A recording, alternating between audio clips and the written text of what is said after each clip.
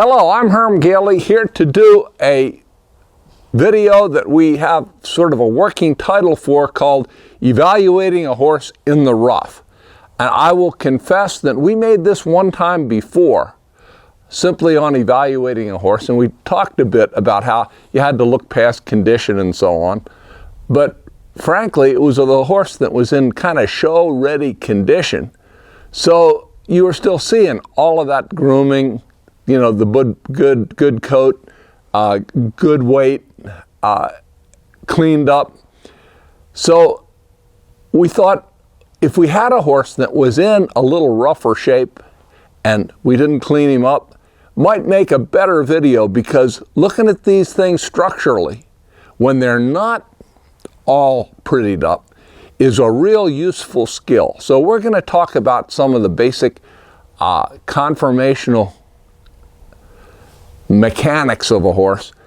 You could do a day-long video on conformation, but this is going to deal sort of with form to function, very quick, sort of a survey, with the idea at the end of having a process that I use to pass on to you folks, where you can look at a horse in about a couple, 3 minutes and have a pretty good idea of what you've got. If you're making a decision at a sale, say, or if you're looking at a horse with limited opportunity to observe, you can get a pretty darn good idea. So I think we can say that we've delivered on a horse who is in the rough. This is an 18-month-old colt. His name is Monty, named for my good friend Monty Stetzer, who has been so helpful, along with Johnson Horse Transportation, in getting these horses transported from other parts of the country when we buy them elsewhere. Those horses come off the trailer in great shape. In fact, when they get to our place, they ask, could we go back on the trailer? It was nicer there. So they've been very good to us. So this colt is named after my friend Monty. He came from the Open Box Rafter Ranch in South Dakota. And before I begin to evaluate this colt, I will tell you one thing. I believe he has an urge to please. Here's why. I said, let's leave him out and see if maybe he'll roll and get a little dirty and so on. And he must have been listening, because he really outdid himself. So we're not looking at any grooming intentionally. We didn't run a brush over him or get near him with a brush. The other thing that we have going on, of course, is a lot of hair. And finally, his body condition isn't what it could be.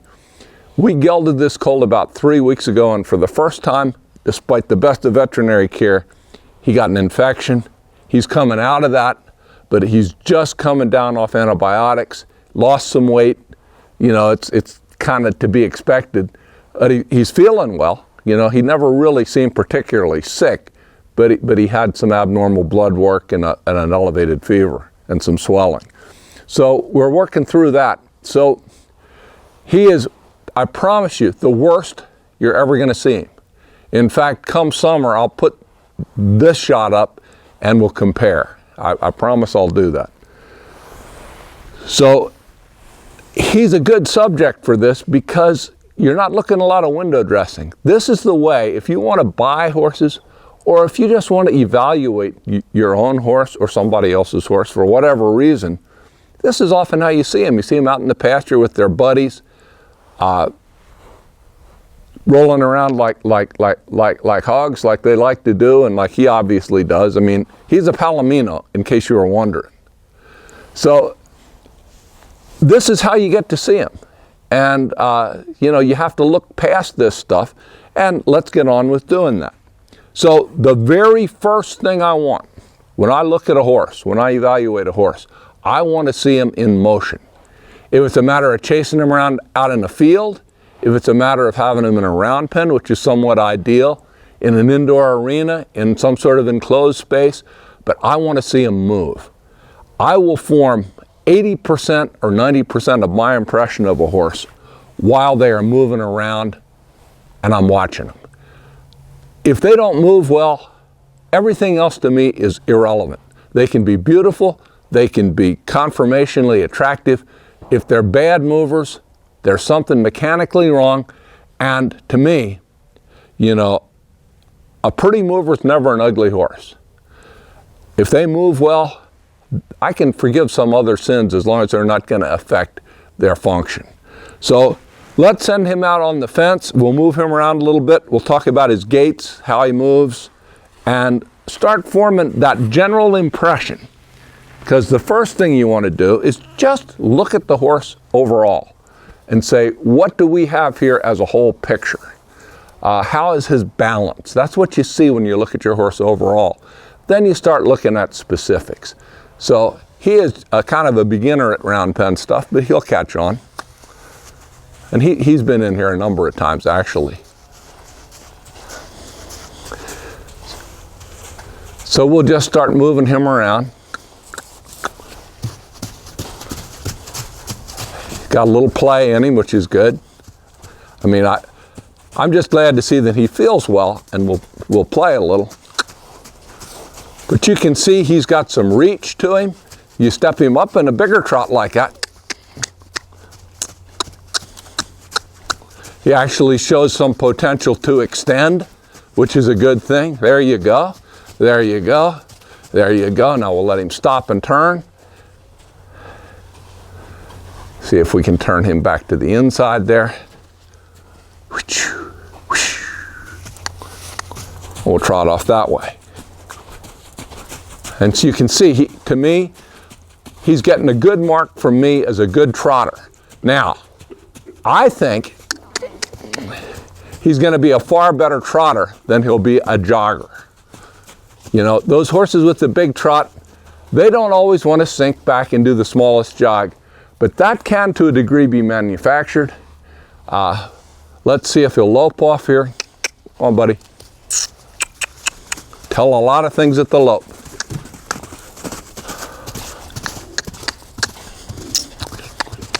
And this is something he hasn't done a whole lot. You see a little kink in his, in his tail. He's pretty fresh, a little unsure.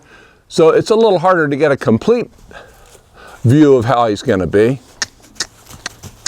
Let's see if I can get him to go off on the wrong lead and then drive him a little. And if you saw, he changed leads to match up. He was on the wrong hind lead initially, and he changed that to correct. That's very encouraging to me. I really like to see a horse change leads. If they're not going to change leads, they're probably not that athletic. So anything I want to do with them is going to involve a lead change almost. So I like to see that that's there naturally. So far so good. On the motion side, he moves freely, he moves correctly, he's even all over, he's got some reach. I think when he relaxes, he'll be a pretty loper, and he can change leads. When you stop him, though we're not jamming him into the fence, he engages himself and stops in a coordinated way. So let's get him in and sort of start looking at particulars. But balance-wise, this colt is balanced, everything fits. You know, from top to bottom, he doesn't look like he's made out of spare parts. And from a temperamental factor, I like the fact that he was just walking in to join up with me. That's appreciated. He's a little bit touchy, which is okay. So I'm going to just slip a halter on him so we can look at him.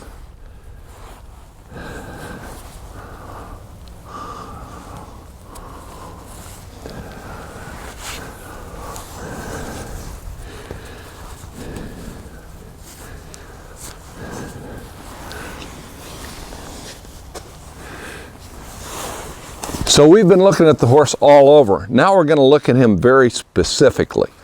And the first thing I'm going to look at is his feet. If a horse isn't good-footed, the odds of having trouble with him go up exponentially. There's been estimates that 80% of horse soundness problems originate or are intrinsic to the foot. And I believe that may be conservative. A lot of problems start and end in the foot. A lot of careers end because of foot problems. This colt First of all, his foot matches his body. It's a decent size. It's a good shape. When you look at a horse's foot, you want to see it go around in more of a U shape and not duck in too hard at the heels. A horse that wraps around too hard at the heel is suggesting that they are or may become contracted.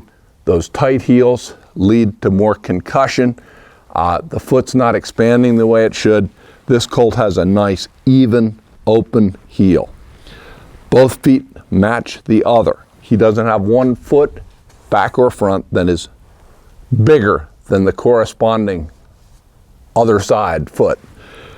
If you see a horse that has one foot bigger than the other, and it's not just due to maybe a breakage in the hoof, but if it's just on a stable set of hooves and one is bigger than the other, that bigger foot is being used more, suggests there's something not going quite right on the other side because it's not getting the same level of use. More use will make a bigger foot.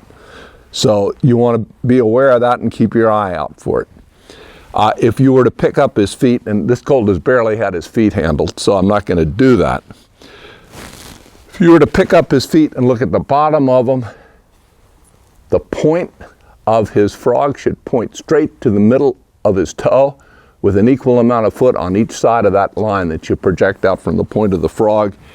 If you've got a lot more foot on one side than the other, that can indicate a fault in stance or a fault in gait. So I'll spend more time looking at their feet than anything else. Then I start working my way up their legs. And from the ground to their knees is where I'm most interested. So what you want to do is have a horse, if you look down here,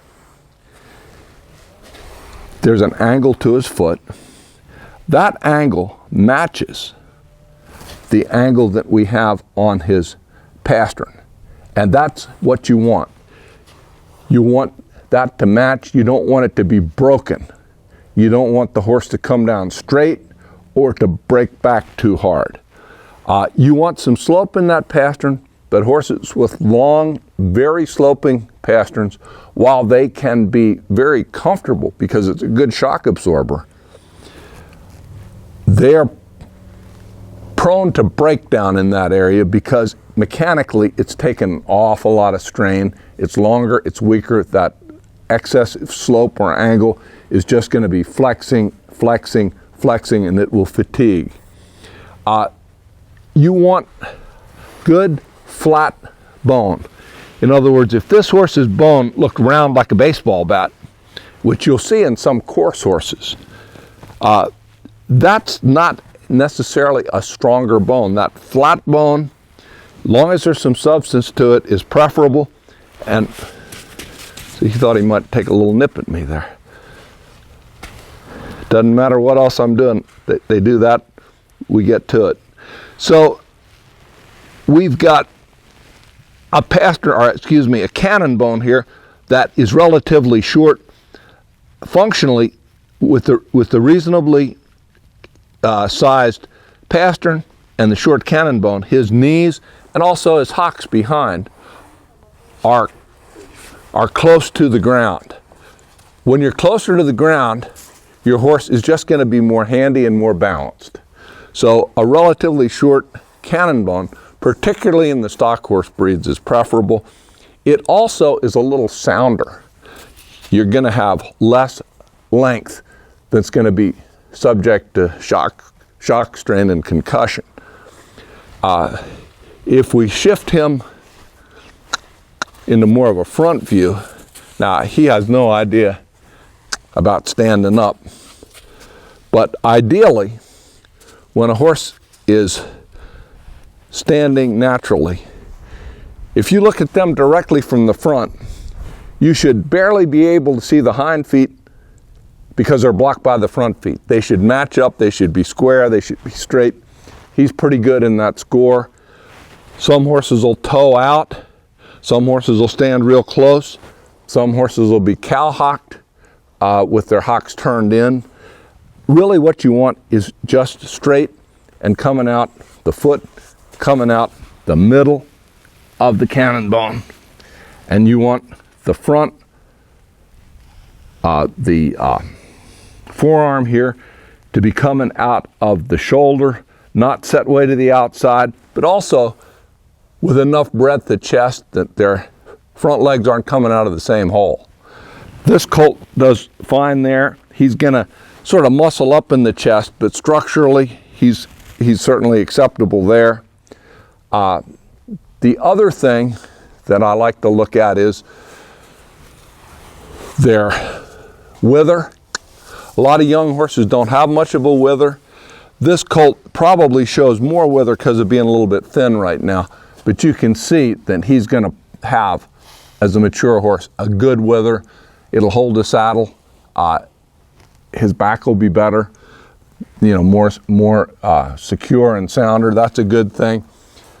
Neck-wise, the only thing I don't especially like, and I think it's going to change a little bit with maturity, is this colt has a little bit of a dip right here.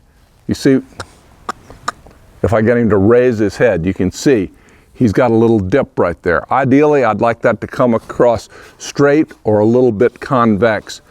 Makes a horse a little lower headed, makes a horse that can flex a little easier.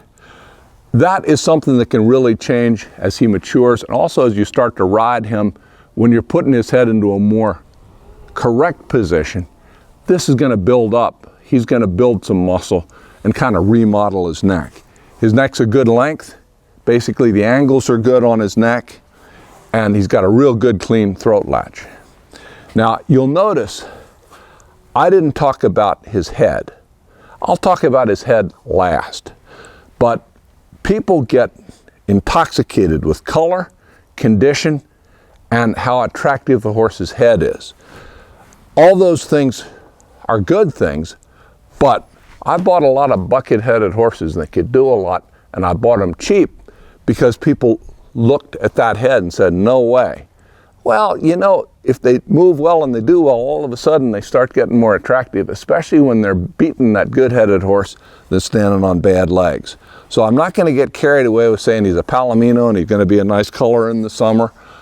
I'm not going to talk about the kind of head he's got. I'm not certainly going to talk about the condition that he's in, except to say he's rough right now, and that's why we're using him. We work our way back a bit.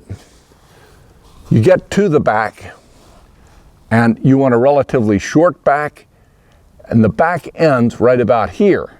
And from there on back, we refer to that as the coupling or the loin. Both of those areas should be relatively short. That makes for better strength. It makes a horse that can drive up underneath himself and engage better. You want a horse that has some substance in the hip. Again, this colt is not carrying a lot of condition, but you can see, looking at him from the rear, he has kind of an hourglass shape where his musculature is wider here, dips in a little, comes back out, and he's got some length to his hip. If we get him positioned here a little bit, you can see that from here to here, there's quite a lot of room for the motor that drives your horse, which is their hind legs. The hind feet, hind legs, same corresponding issues as the front. You don't want them toeing out. You don't want them bow-legged. You'll see with every fault in stance, there's usually a corresponding fault in gait. So you'll pick it up when they're moving and probably confirm it when you look at them. If a horse moves real close in front, you'll find they stand close in front. If a horse wings, well, maybe they're a little bit pigeon-toed. Those are the kind of things that you confirm after you've moved them and formed that general impression. So overall, to me, this is a horse that touches all the right bases. He's going to only get better over time. He's also not overly mature. I get a little trouble if I have a colt that looks like a 3-year-old when they're 18 months old, which is his age. I'd rather have them look like colts and then not look like big old coarse steers when they get to be 4-year-olds. So your goal is to get to where all of these things run through your mind as you're moving them. You may move them for a minute, and then a glance will tell you, tick the boxes, tick the boxes, tick the boxes. And you'll get a first impression that you confirm, that you can rely on. Always remember, don't ignore things you can't unsee. If there's something that is giving you pause about the horse, kind of keep after that until you get to the place where you see where that's coming from. Is it a real problem? You know, if there's something about the way the horse moves you don't like, something about the way he carries his head you don't like, revisit that, because if that lodged in your head in the first place, there may be something there. We could talk for hours about all of these things. I have no doubt that I left some things out. Very quick review of just how to eyeball a horse quickly. And I said the last thing I'd talk about was his head. This colt, to me, is a real good headed colt. He's got a bit of jaw. He's got a good profile. He's got a lovely, kind eye. He's got an ear that fits his head and doesn't go lop-eared, anything like that. Good size to his ear. So overall, his head is a positive. But if he wasn't good-headed, I probably would have still bought him. Just probably would have cost me less. So keep those things in mind, and maybe if you buy a horse, or if you're just evaluating a horse, you'll have a little better set of criteria. Hope this was helpful. Till next time.